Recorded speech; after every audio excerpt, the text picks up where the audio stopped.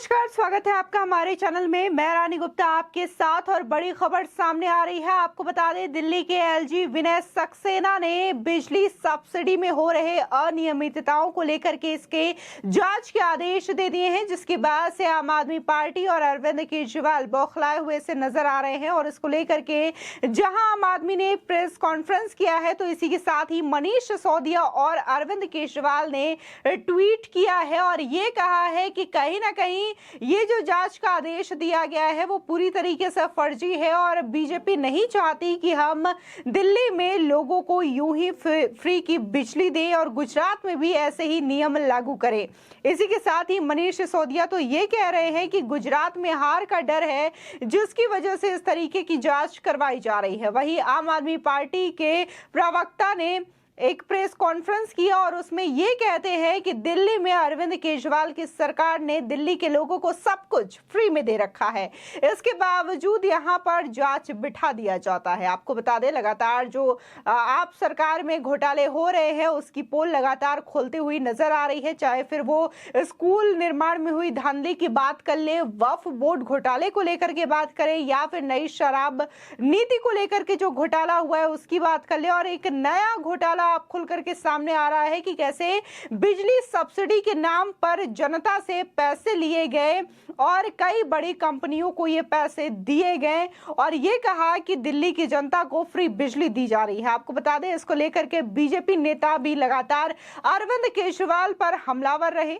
आपको बता दें कि जब अरविंद केजरीवाल चुनाव लड़ रहे थे तो उस दौरान तत्कालीन शीला दीक्षित, जो कि दिल्ली की मुख्यमंत्री थी, उन पर यह आरोप लगाते थे और ये कहते थे कि दिल्ली में बिजली के नाम पर जो ऑडिट हो रहा है उसकी जांच करवानी चाहिए, क्योंकि इसमें धांधली हो रही है।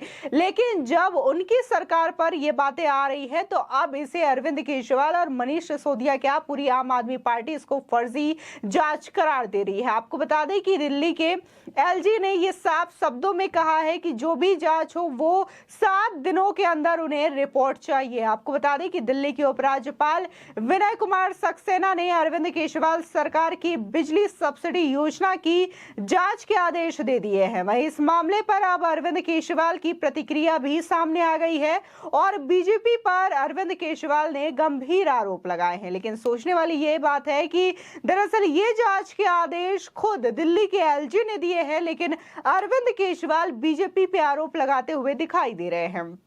बता दें, अरविंद केजरीवाल ने जांच के आदेश के बाद ट्वीट कर कहा, गुजरात को आपकी फ्री बिजली गारंटी खूब पसंद आ रही है, इसलिए बीजेपी दिल्ली में फ्री बिजली रोकना चाहती है। दिल्ली के लोगों, भरोसा रखना, मैं आपकी फ्री बिजली किसी हालत में रुकने नहीं दूंगा। गुजरात के लोगों, आपको विश्वास दिलाता हूं कि सरकार बनने पर 1 मार्च से आपकी भी बिजली फ्री होगी।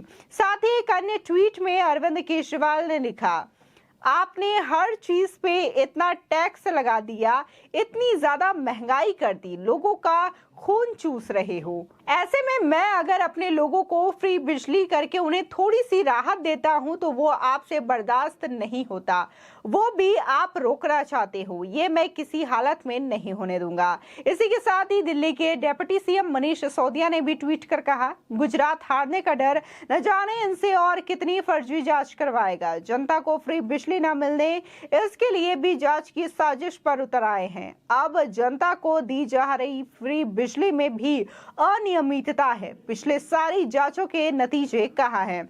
इसी के साथ ही उन्होंने लिखा, गुजरात में अरविंद केजरीवाल जी को मिलता जन समर्थन ये बर्दाश्त नहीं कर पा रहे हैं।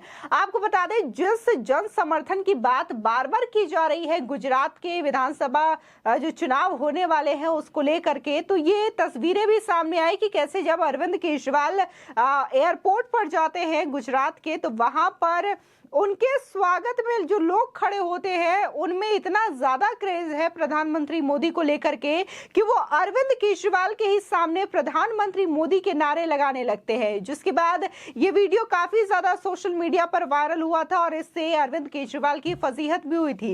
इसके बाद वो दरअसल एक डांडिया प्रोग्राम में भी पहुंचे थे। अभी 2-3 दिन पहले उसमें देखा गया कि कैसे भरी भीड़ में उनके ऊपर एक खाली बॉटल मारा जाता है और ये भी ही इस बात का सबूत है कि कितना ज्यादा जन समर्थन लोगों का मिल रहा है। इसी के साथ ही जो सर्वे रिपोर्ट आई है एबीपी न्यूज की, उसमें साफ साफ देखा जा सकता है कि बीजेपी सबसे आगे चल रही है, दूसरे नंबर पर कांग्रेस और तीसरे नंबर पर आम आदमी पार्टी दिखाई दे रही है। और आम आदमी पार्टी बार बार ये दावा कर रही है कि गुजरात में उनकी जीत होने वाली है। इसी के साथ ही लोग ये भी सवाल पूछ रहे हैं कि जो आप बार बार ये फ्री के बात कह रहे हैं कि फ्री बिजली हम आपको देते हैं, तो ये पैसे कहां से आ रहे हैं? ये पैसे तो जनता के टैक्स के ही पैसे हैं जो कि आप जनता को फ्रीबीज के नाम पर बांटते हुए नजर आ रहे हैं।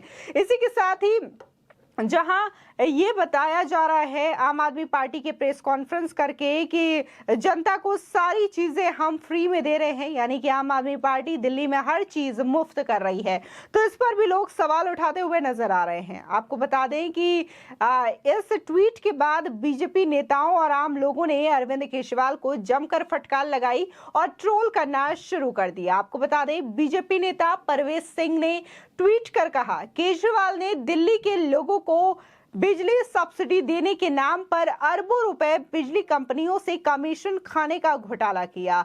इतना धन अर्जित कर केजरीवाल का घर भरने के लिए अरविंद केजरीवाल को अपने मंत्री सत्येंद्र जैन पर गर्व है। ये वही मंत्री है जो हवाला कारोबार में इस समय जेल में बंद है। इसी के साथ ही बीजेपी नेता मनोज तिवारी ने लिखा, कभी जवाब भी दे दो अरविंद केजरीवाल जी, कहा गए करोड़ों रुपए जो जनता से तो लिए पर बिजली कंपनियों को आपने बांट दिए सब्सिडी और अन्य चार्ज के नाम पर। साथ ही बीजेपी नेता हरीश खुराना लिखते हैं, गरीब लोगों को बिजली की सब्सिडी देने के नाम पर अरविंद केजरीवाल ने बिजली कंपनी के साथ मिलकर करोड़ों रुपया अपनी जेब में डाल लिया। जांच से घबरा काहे रहे हो केजरीवाल साहब? वैसे बिजली मंत्री कौन है आप सब मित्रों को पता है, वही जिसकी याददाश्त चली गई है जेल में। आपको बता दें इसी के साथ ही सोशल मीडिया पर भी लोगों ने जमकर अरविंद केजरीवाल और आम आदमी पार्टी को फटकार लगाई है। एक यूजर ने लिखा, जांच होनी चाहिए ताकि मालूम चले कि कहां कहां घोटाले करके जनता के पैसे उड़ाए जा रहे हैं।